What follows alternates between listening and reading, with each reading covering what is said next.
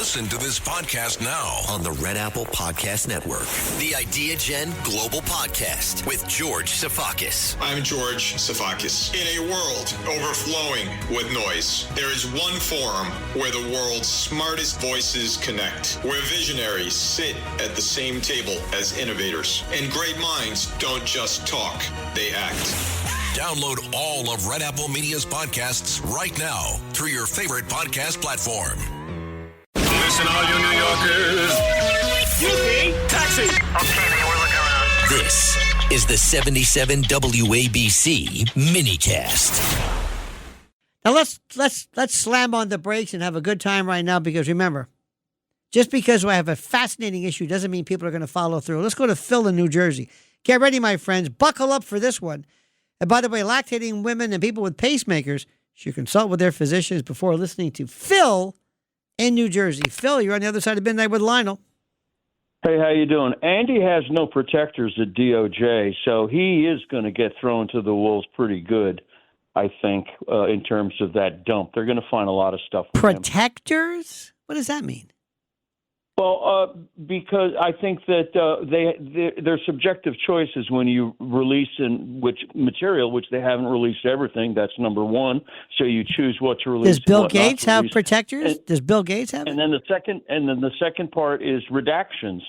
You can redact something. It's kind of subjective. Do you nobody think? Knows how subjective you were. Do you think that Bill Gates? Do you think that Bill Gates has protectors at the DOJ?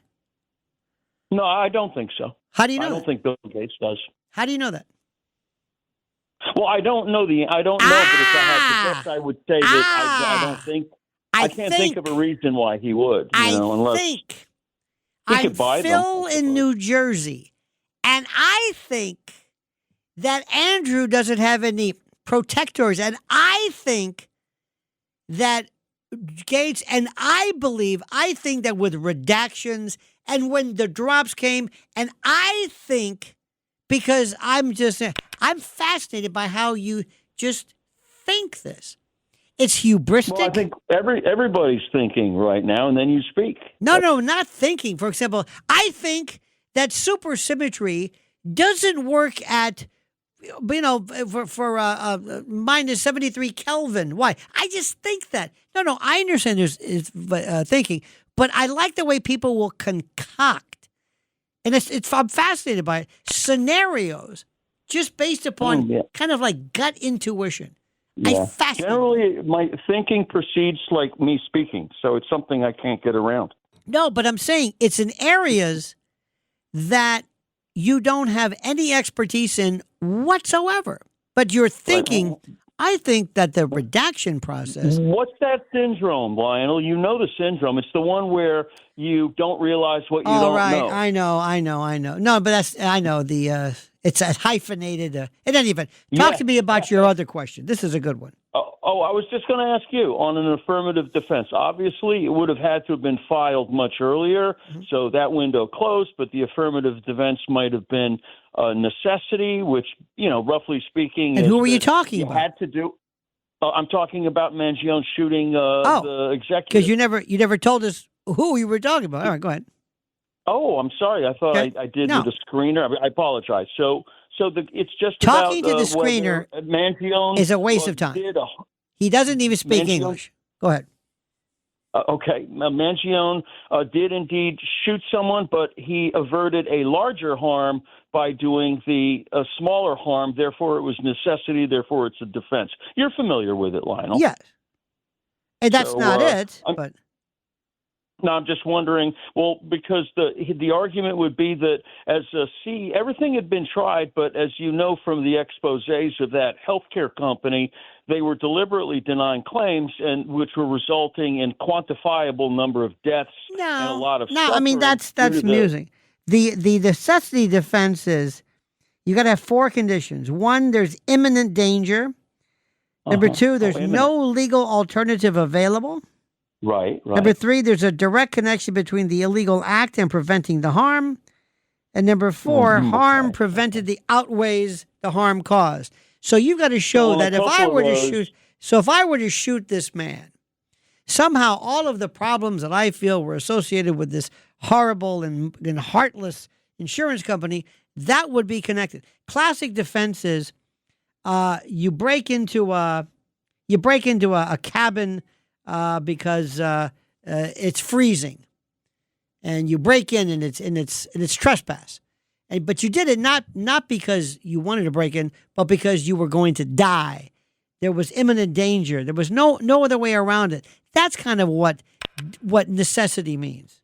It didn't apply here. Lionel, can I ask you something else on? Oh, by the way, do you agree with that? There was no imminent threat. There was no. Yeah, I absolutely agree. Good, like okay. it was too. Some of those things were just too attenuated. Right. But are you familiar with the thing that his company, they were bribing the rest home operators to not refer the residents to hospitals and just treat them in-house with the regular nurse at the nursing home? And then what was happening was the healthcare company was paying kickbacks to the nursing home operators because they were saving so much money by not having to pay claims that came out of the hospitals. They just left the old people in the residence. Now, they gave them an aspirine. Now, this is your rendition that of this. Where can I get a recitation of what you just said?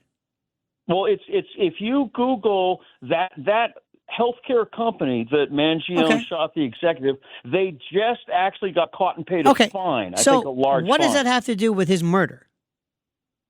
Well, I think Mangione was operating in the sense that the corporation and the guy where the buck stops are real scumbags in their treatment of the insured people. By the way, we were talking before about the Dunning-Kruger effect, which is the name of that. And by the way, nice try, Mangione. So here's the story. You're going to spend the rest of your life in prison. For what exactly? And what did you fix? What exactly? Tell me. Are things better at all? No. What was the purpose of this? You're supposed to be so smart. He's so smart. He's such a genius. Really? You really think so? Every week, the Payne family cuts straight to the real financial story. The one question, Bob, everyone's asking is, are we in an artificial intelligence bubble? You've been through boom and busts. What do you think? No hype, no myths. Just what actually matters to your money.